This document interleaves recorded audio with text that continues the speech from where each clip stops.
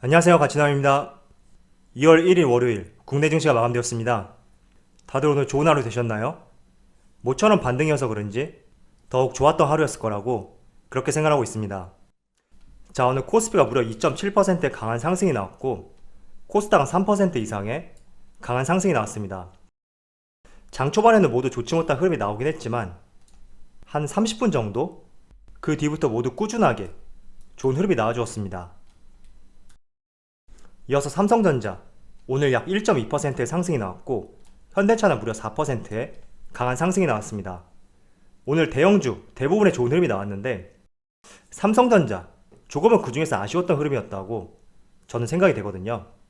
왜냐하면 다른 종목들에 비해서 조금은 상승폭이 적었다 이렇게 보여지는데 저는 언제나 삼성전자가 영위하는 반도체 산업의 업황과 실적을 봤을 때 충분히 여러분들의 매수가 근처 혹은 그 이상까지 올 수 있는 종목이라고 말씀을 드리겠습니다. 이어서 SK이노베이션 오늘 약 13%의 엄청난 상승이 나왔고 셀트리온도 마찬가지로 약 15%의 강한 상승이 나왔습니다. 일단 SK이노베이션은 많은 호재성 내용이 있는 것 같아요. 유럽의 배터리 공장 투자 소식도 있고 이보다 더 큰 내용은 약 2년 뒤인 2023년에 양산될 현대차의 아이오닉 7 여기에 탑재될 배터리로 SK이노베이션의 배터리가 낙점이 되었다. 이런 기사가 발표가 되었고 또 규모는 약 20조 원가량 엄청난 금액이죠. 그렇다 보니 오늘 상당히 강한 흐름을 보여주었다고 볼 수가 있습니다. 이어서 셀트리온 같은 경우에는 제가 좀 뒤에서 말씀을 드릴게요. 그럼 바로 수급을 한번 살펴보겠습니다. 자, 오늘 코스피의 수급을 살펴보면 기관과 외국인이 모처럼 양매수를 보여주었죠. 특히 기관 같은 경우는 오전 9시부터 시작과 동시에 매수세가 들어오더라고요. 그래서 그 흐름을 장 종료까지 꾸준히 이어주었다 이렇게 볼 수가 있습니다. 그래서 지금 5거래일 만에 모처럼 반등이 나왔죠. 이어서 코스닥도 외국인과 기관에 양매수가 들어왔는데 외국인의 비중이 코스피보다는 코스닥이 더 컸다고 볼 수가 있고 그 때문에 마찬가지로 코스닥도 약 3%의 강한 상승으로 마감이 되었습니다. 이어서 삼성전자는 기관의 매수세가 들어왔고 반면에 외국인은 매도세를 보여주었네요. 그리고 현대차도 마찬가지로 기관의 매수세가 들어왔고 반대로 외국인의 순매도세가 있었습니다. 그리고 기관에서는 연기금이 소폭이 남아 오랜만에 들어온 것을 확인할 수가 있습니다. 이어서 SK이노베이션 오늘 SK이노베이션 외국인과 기관에 강한 순매수가 들어왔고 상승폭, 거래량 모든 게 다 증가했던 하루였다고 그렇게 생각하고 있습니다. 그리고 오늘 셀트리온도 외국인과 기관에 강한 순매수가 들어왔고 특히 외국인을 중심으로 강한 매수세가 들어왔기 때문에 오늘 강한 거래량과 함께 큰 상승을 보여주었다고 말씀을 드리겠습니다. 자, 그럼 바로 주차별 매매 동향에 대해서 살펴보도록 하겠습니다. 2월 1일 외국인이 가장 많이 매수한 종목은 셀트리온 헬스케어, LG화, HLB, SK이노베이션 이렇게 5종목을 순매수 상위종으로 올렸습니다. 이어서 기관을 살펴보면 셀트리온, SK하이닉스, 기아차, SK이노베이션, 셀트리온 헬스케어 이렇게 5종목을 순매수 상위종으로 올렸습니다. 셀트리온하고 SK이노베이션, 셀트리온 헬스케어 이 세 종목은 외국인하고 기관 동시에 순매수 상위 종목이네요. 마지막으로 개인을 살펴보면 삼성전자 우선주, 카카오, 호텔신라, 삼성물산 이렇게 5종목을 순매수 상위종으로 올렸습니다.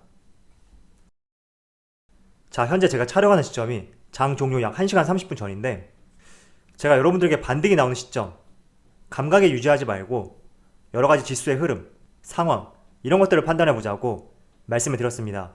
지금 코스피 지수 현재 2% 이상의 상승이 나오고 있고 전반적으로 아시아 증시도 강하게 반등이 나오고 있습니다. 지금 보시는 대만 가권 같은 경우에도 약 1.4%의 강한 상승세를 보여주고 있고 니케이도 마찬가지로 1.4%의 강한 상승을 보여주고 있습니다.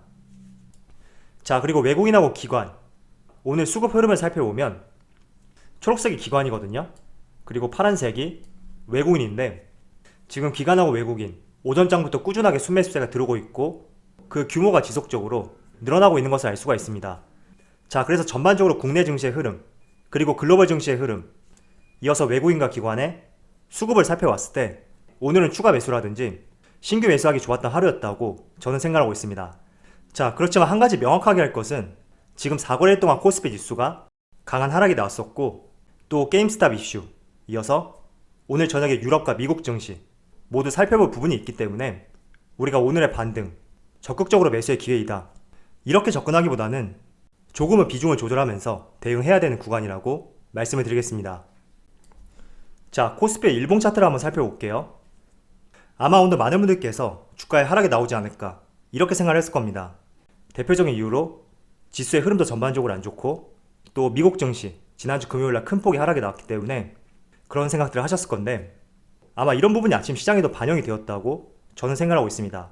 그 원인 중에 하나가 앞서 보여드렸던 기관의 수급, 오전 9시부터 꾸준히 기관의 매수세가 들어왔는데 주가는 오히려 밀리는 모습이 나오더라고요. 그래서 이런 부분을 통해서 시장가를 오전에 많이 매도했을 것이다 이런 생각을 하였습니다. 그래서 오늘 조금 반등이 나오긴 했지만 어디까지나 본격적인 반등이다 이렇게 바라보기에는 조금 섣부른 감이 있다고 그렇게 생각하고 있습니다.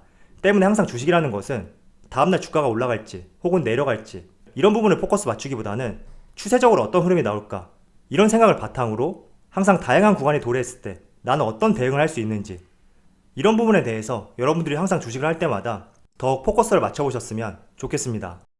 항상 우리가 대응이 잘 안 되는 이유가 손실에 대한 생각은 별로 안 하는 것 같아요. 언제든지 나도 손실을 볼 수 있고 그런 손실이 발생이 되었을 때 어떤 식으로 대응하겠다 이런 자세가 없기 때문에 항상 수익이 났을 때는 좋을 수가 있지만 반대로 우리가 생각하지 못했던 그런 손실 구간이 오게 되면 어떻게 대응을 해야 될지 이런 감이 서지 않게 되거든요. 그래서 오늘 비교적 크게 반등이 나왔기 때문에 지금을 계기로 해서 여러분들이 앞으로 주식을 투자할 때 나는 항상 손실이 발생이 될 수 있다 이런 생각도 곁들이면서 어떻게 대응할지 이런 대응에 초점을 맞춰보셨으면 좋겠습니다. 자, 오늘 셀트리온의 주가가 오랜만에 상당히 흐름이 좋았죠. 최근에 게임스탑의 주가 폭등의 진원지였던 레딧의 한 주식 토론방에서 셀트리온에 대한 이슈가 올라왔습니다. 물론 나중에 내용은 삭제되었다고 하는데 저는 이번에 공매도 이슈 비록 이런 부분 때문에 전 세계적으로 지수의 흐름 조금 변동성이 심해졌다고 생각이 들지만 저는 긍정적으로 볼 수 있는 하나의 사건이었다 이렇게 생각하고 있습니다. 그동안 개인 투자자들이 공매도를 싫어했던 이유가 기울어진 운동장이라 생각했고 또 도대체 지수의 상승을 방해하는 공매도를 왜 하는지 여기에 대한 의문이 상당히 많았거든요. 그렇다 보니 기관과 외국인에 대한 불신 이런 것들이 번졌었는데 이번 사건을 계기로 해서 아마도 국내 시장의 공매도가 다시 시작이 된다면 공매도 세력들이 많이 긴장하지 않을까 이런 생각이 되더라고요. 그래서 그런 측면에서 봤을 때 결국은 미국에서 벌어진 사건이지만 비단 미국에서만 한정된 것이 아니라 국내에서도 충분히 발생이 될 수 있다 이런 가능성에 대해서 우리가 알 수 있었다고 생각하고 있습니다. 자, 물론 셀트리온이 오늘 이렇게 주가의 흐름이 상당히 좋은 이유가 게임스탑과 비슷한 이슈는 아닌 것 같아요. 외국인들의 수급을 봤을 때 한마디로 쇼커버링이라고 하죠. 대차장고 물량을 갖고 있던 외국인들이 일부 상환하는 과정이 발생이 되면서 오늘 주가에 강한 상승이 있었다고 그렇게 생각하고 있습니다. 또 어제 주말 뉴스를 보니까 공매도가 또 3개월 연장될 것이다 이런 의견이 있더라고요. 저는 개인적으로 공매도 금지가 연장되는 것에 대해서 큰 의미가 있나? 이런 생각이 들거든요. 결국에는 시스템이 보완되지 않는다면 언젠가는 시작이 될 텐데 이번에 연장이 되는 만큼 정말 실질적으로 제대로 된 보완이 이루어졌으면 좋겠습니다. 자, 이어서 오늘 지난 1월달에 수출 기록이 발표가 되었습니다. 지금 기사 타이틀을 보시면 1월 수출이 11.4%가 증가했고 역대 2위의 기록이다 이렇게 발표가 되었죠. 그리고 반도체가 끌고 자동차가 밀었다 이렇게 발표가 되었습니다. 자, 추가적으로 말씀드리면 반도체와 자동차뿐만 아니라 시스템 반도체 약 16%, 그리고 전기차 81%, OLED 52%, 의료기기 64% 이렇게 큰 수출 성장세를 보여주었고 디스플레이도 32.2%의 증가율을 보여주었습니다. 특히 디스플레이 같은 경우에는 10년 만에 최고 증가율이었거든요. 그래서 이 수출 증가세만 보더라도 상승세를 견인했던 업종들, 그런 업종들 위주로 주가의 상승도 상당히 잘 나오고 있다고 그렇게 생각하고 있습니다.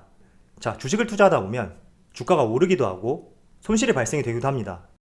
그런데 이 손실을 버틸 수 있게 해주는 원동력은 저는 철저하게 업황 그리고 실적 이 두 가지라고 생각하고 있습니다.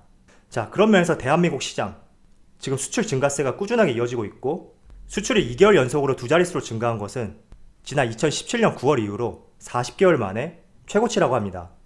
자, 대한민국은 수출로 먹고 사는 나라이기 때문에 수출이 증가한다는 말은 대한민국의 실적이 좋아지고 있다, 이렇게도 볼 수가 있거든요.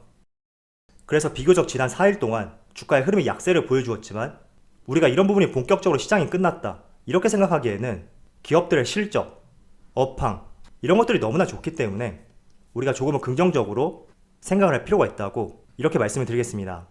자, 제가 지난 과거에도 한번 보여드렸던 자료인데 수출 금액하고 코스피 지수의 관계예요.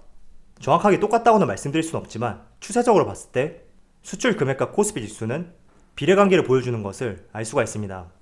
그래서 우리가 주식을 하면서 가장 조심해야 될 부분은 미국의 긴축, 금리 인상 이런 부분이거든요. 왜냐하면 주식이라는 것은 안전자산보다는 조금은 공격적인 리스크가 있는 자산에 속하게 됩니다. 그래서 금리가 인상하게 되면 자연스럽게 위험 자산으로 분류되어 있던 주식 자금들이 자연스럽게 빠져나갈 수 있는 하나의 트리거가 될 수가 있거든요.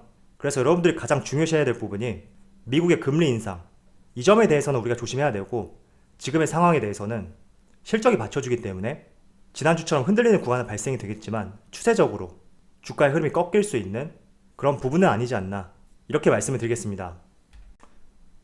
자, 이어서 10년물 국채금리도 한번 살펴볼게요. 제가 1년치를 가져왔는데 지금 코로나 직전 2월달 당시에는 1.64%를 보여주었고 현재 오늘 같은 경우에는 1.08%를 보여주고 있습니다. 그래서 10년물 국채금리, 시장금리의 바로미터가 될 수가 있으니까 지난 3주 전이죠. 이 당시에는 1.18%까지 크게 올라왔었거든요. 그래서 지금 대한민국 기업들의 실적은 좋기 때문에 미국의 10년물 국채금리, 이 부분을 살펴보면서 지난 3주 전처럼 이렇게 가파르고 꾸준하게 상승하게 된다면 그땐 정말로 조심하자, 이 점을 말씀드리도록 하겠습니다. 자, 이어서 오늘 삼성전자. 지난주에 삼성전자에서 실적 발표와 함께 컨퍼런스 콜을 열었습니다. 그런데 그 컨콜에서 삼성전자 최윤호 사장이 M&A에 대해서 공식적인 발표를 하였거든요. 자, 여러분들 생각하실 때는 삼성전자가 어떤 기업하고 M&A를 할 가능성이 있는지 한번 생각해 보세요. 제 생각에는 파운드리 반도체가 아니라면 지금 여기 기사에 나와 있는 것처럼 차량용 반도체일 가능성이 높지 않을까, 이렇게 생각이 되거든요. 자, 그 이유가 지금 파운드리 같은 경우에는 삼성전자가 TSMC에 이어서 점유율이 약 30% 이상 뒤처지고 있습니다. 그런데 쉽게 따라잡기 힘든 측면이 있기 때문에 다양한 기업들의 M&A를 통해서 점유율을 올릴 가능성이 있지 않나, 이렇게 생각이 되고요. 지금 이 기사에 발표된 내용을 보면 파운드리 반도체보다는 차량용 반도체, 이쪽에 포커스를 맞춘 것 같아요. 일단 차량용 반도체 같은 경우에는 한마디로 춘추 전국시대라고 하죠. 어느 기업이 점유율을 꽉 잡고 있다, 이렇게 볼 수가 없습니다. 현재 가장 점유율이 높은 기업은 NXP라고 네덜란드 기업이 될 수가 있는데 지금 차량용 반도체 시장 점유율로 봤을 때 1위부터 5위까지 약 10%에서 20%, 이 사이에서 비슷한 수치를 보여주고 있습니다. 그리고 2010년대는 스마트폰이었다면 2020년대부터는 미래차, 전장 쪽으로 반도체에 대한 수요가 폭발적으로 증가할 수 있는 그런 시기가 될 수가 있습니다. 그런 측면에서 차량용 반도체 기업의 M&A, 저는 충분히 가능성이 있지 않나, 이렇게 생각이 되고, 또 이번 컨콜에서 삼성전자 최윤호 사장의 M&A 공식화, 이런 점들을 볼 때 우리가 한번 기대를 해볼 수 있다, 이렇게 말씀을 드리겠습니다. 자, 그런데 많은 분들께서 삼성전자의 반도체, 최근에 반도체 쇼티지 현상, 이런 긍정적인 이슈가 있는데 왜 주가의 흐름이 내려가는지, 이런 질문들을 주시는 분들이 계시더라고요.